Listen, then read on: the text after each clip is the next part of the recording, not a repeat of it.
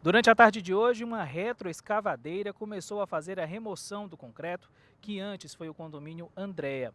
A todo momento, caminhões deixavam o local com toneladas do material recolhido. O comércio próximo permanece fechado. Cerca de 130 agentes atuam no resgate, além de 150 membros da Cruz Vermelha. Um trabalho minucioso e contínuo. Grande parte dessa retirada é feita manualmente e na tentativa de ouvir ou perceber algum sinal de um possível sobrevivente. Um trabalho que já dura mais de 30 horas. O corpo de uma mulher encontrado na madrugada de hoje só foi retirado no fim da manhã pela equipe de resgate. Por enquanto, o trabalho aqui no local é somente de resgate. A previsão do Corpo de Bombeiros é de que essa ação continue de forma ininterrupta nos próximos 6 dias. Depois começam as investigações para se descobrir quais as razões que provocaram o acidente.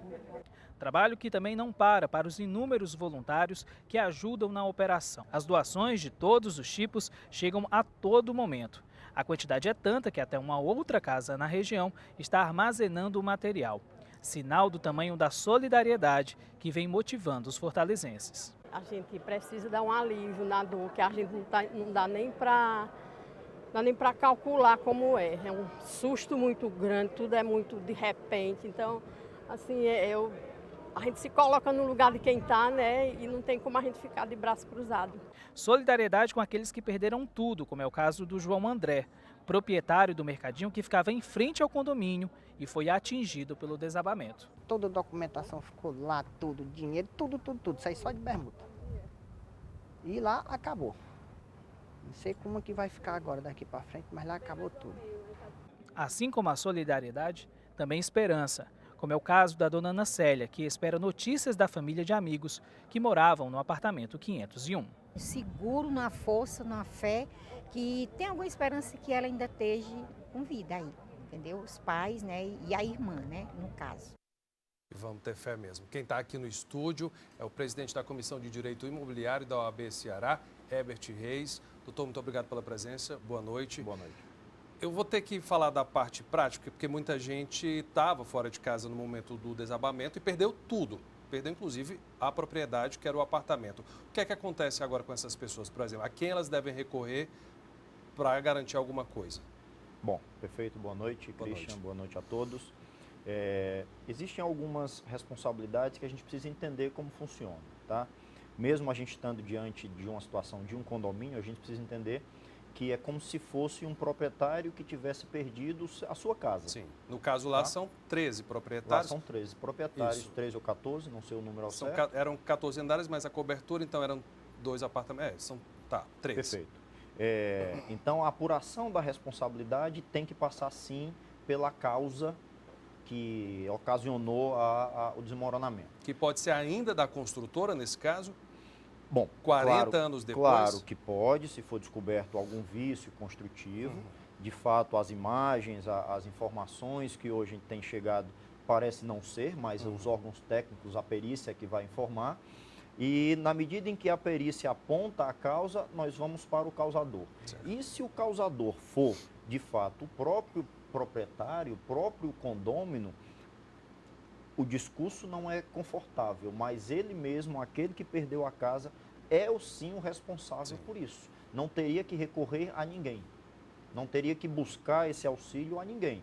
Pelo contrário, dependendo da cadeia de responsabilidade que for montada, se for comprovado que há uma negligência, que houve uma negligência dos próprios donos dos imóveis em realizar as obras, acarretando o desmoronamento do imóvel, causando danos a terceiros, causando danos Porque também não foi só o prédio, né? Perfeito. Como a gente viu, o mercadinho foi destruído também. Essas pessoas poderão sim vir, inclusive, a requerer a indenização dos proprietários.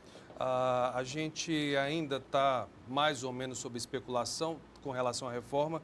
Não foi ainda confirmado se era o condomínio que estava executando. Caso seja, isso deve ser acordado em ata de reunião. Perfeito. Acredito eu. Essa responsabilidade passa a ser do próprio condomínio também? Passa. Veja só. Nós temos uma lei municipal que regulamenta a questão da inspeção predial, atribui algumas responsabilidades ao responsável pela edificação, que no caso do condomínio, a lei atribui ao síndico. Ao síndico ou à administradora, quando é terceirizado, obviamente. Mas na medida em que há uma determinação, uma aprovação em assembleia, ou seja, uma deliberação do corpo condominial, aprovando a realização da obra, a partir daquele momento o corpo condominial assume como um todo a responsabilidade por aquela obra, ou pela falta de obra, ou até por uma obra mal realizada. Claro que na medida em que se contrata e de repente o erro ou o vício é do profissional que foi contratado, o profissional também responde. Então, neste momento, a prudência exige que precisa deixar os órgãos técnicos trabalharem, precisa deixar com que as informações cheguem para nós para a gente começar a conversar sobre responsabilidade. Aqui estamos falando de ponto de vista genérico, de forma geral. Neste momento, não temos qualquer elemento para apontar qualquer nível de responsabilidade. Esse inquérito da polícia é fundamental, então, né? O inquérito, o trabalho da perícia, os órgãos técnicos de engenharia, eles é que vão, sim, apontar para nós as causas exatas do desmoronamento. Então, quando a gente fala 40 anos, parece muito tempo, mas em se tratando de edificação, não é um tempo tão grande. Inclusive, aqui em Fortaleza tem imóveis bem mais antigos. Quem está assistindo a gente e pretende alugar ou mesmo comprar um imóvel agora, está preocupado, porque todo mundo que está em apartamento acaba refletindo sobre isso, deve ficar de olho em quê? Hoje mesmo eu comentei isso em outra oportunidade, e um documento que nunca se passou pela cabeça em ser pedido e que talvez a partir de agora temos que pensar a exigi-lo, seria o certificado de inspeção predial, que seria o certificado emitido. Isso é para estar com o síndico, por exemplo? Isso é para estar, inclusive, num local visível. A lei determina isso. Isso é para estar, inclusive, num local visível para facilitar, inclusive, o trabalho da fiscalização da municipalidade.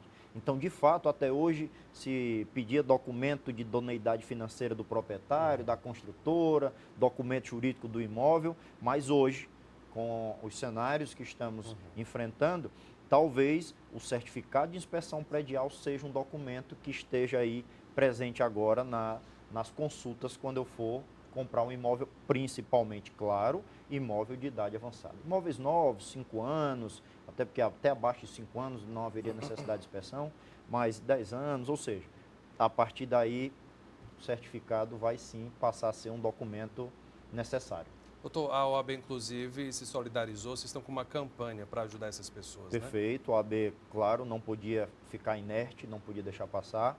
A OAB, sim, abraçou a campanha da solidariedade, está coletando todas as doações na própria sede do OAB, na Avenida Washington Soares, número 800, tá? Para água, para alimentos, para tudo que for necessário, tudo que puder subsidiar não só as pessoas, como também o próprio corpo dos bombeiros que estão lá necessitando de protetor solar, necessitando de alimento, de água, refrigerante, enfim.